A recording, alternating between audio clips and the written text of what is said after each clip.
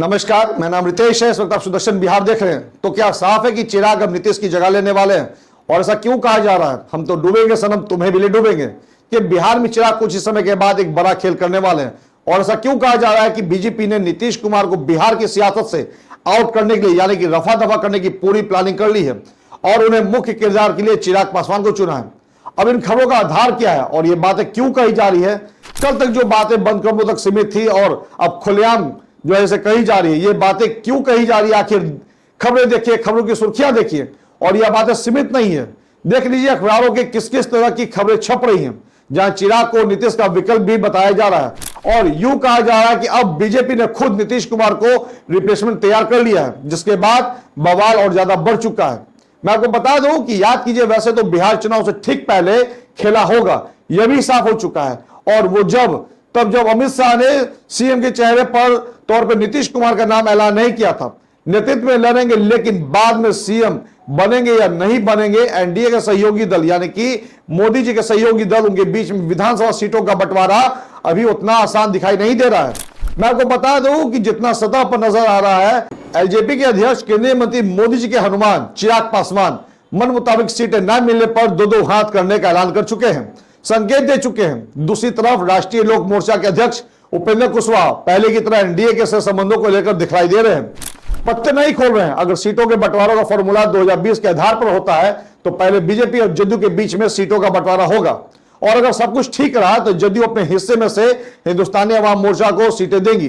देखिए, BJP, LJP और राष्ट्रीय लोक मोर्चा के बीच कितनी सीटें बांटनी है, इसका जो है अपना अलग स्टैंड है।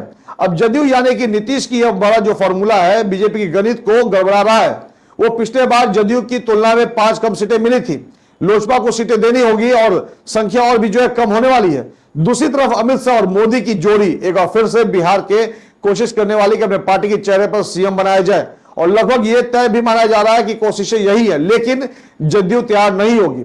अब चिराग पासवान आरक्षित सीट की बजाय किसी समान सीट से चुनाव लड़ने का ऐलान भी कर रहे हैं। लेकिन इन सभी खबरों के बाद अब सवाल यह उठता है कि जिस तरीके से नीतीश कुमार को लेकर, वैसे ही सस्पेंस का बाजार जो है गर्म है।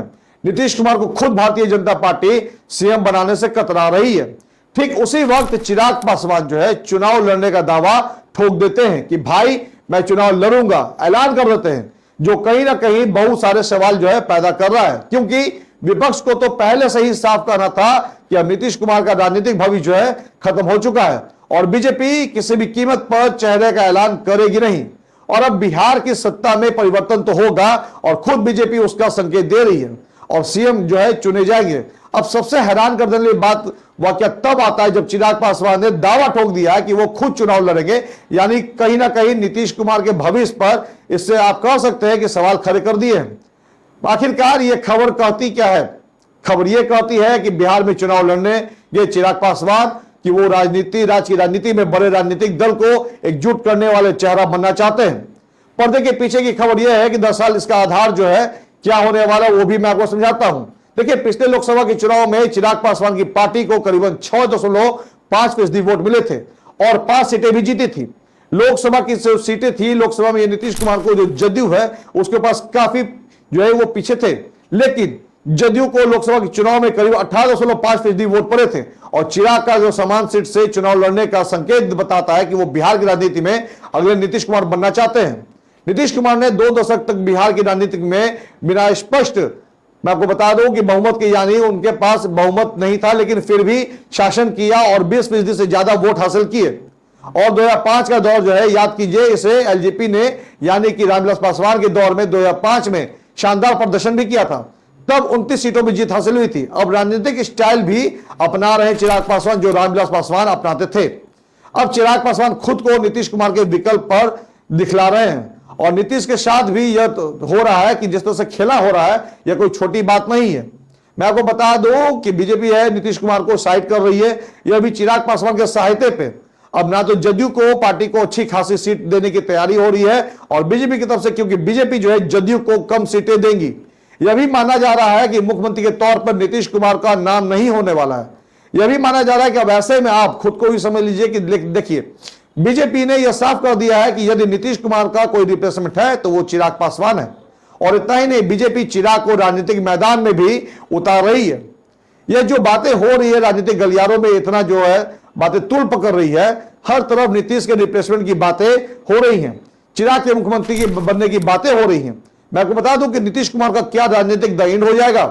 हालांकि मामला को लेकर के कोई जो है ऑफिशियल ऐलान अभी नहीं हुआ है। जिस तरीके से मैं आपको बता दूं कि खबरें निकल कर सामने आ रही हैं, तस्वीरें सामने आ रही हैं, तो कहीं ना कहीं ये दावा किया जा रहा है कि वो इशारा दे रहा है कि जरूर कुछ बड़ा होने वाला है, कहीं कोई जोर पकड़ा है। अब बिहार चुनाव आने से पहले बीजेपी जो है नीतीश के साथ खेला करने वाली है। देखिए, यह कहना दिलचस्प होगा कि कई बार नीतीश कुमार के साथ जो है खेल किया गया है और नीतीश कुमार ने भी बीजेपी के साथ खेल किया है, तो इस बार खुद नीतीश कुमार के साथ खेला हो रहा है। राजनीतिक जानकारी कहते हैं कि जब मुख्यमंत्री नीतीश कुमार उम्र और राजनीतिक रूप से उस स्थान पर पहुंच चुके हैं, तो कहीं ना कहीं चिराग पासवान को यह मौका मिल रहा है कि बीजेपी के लिए एक मजबूत चेहरा और विकल्प बनकर सामने आए। अगर देखा जाए तो केंद्र से लेकर बिहार तक चिराग पासवान जो है बीजेपी का हुक्म का इक्का है, लेकिन जरूरी है कि बिहार में हुक्म का इक्का चलेगा या नहीं चलेगा, यह तो देखना दिलचस्प होगा। फिलहाल से तमाम अपडेट्स के लिए बने रहे हमारे साथ। मैं सुदर्शन बिहार।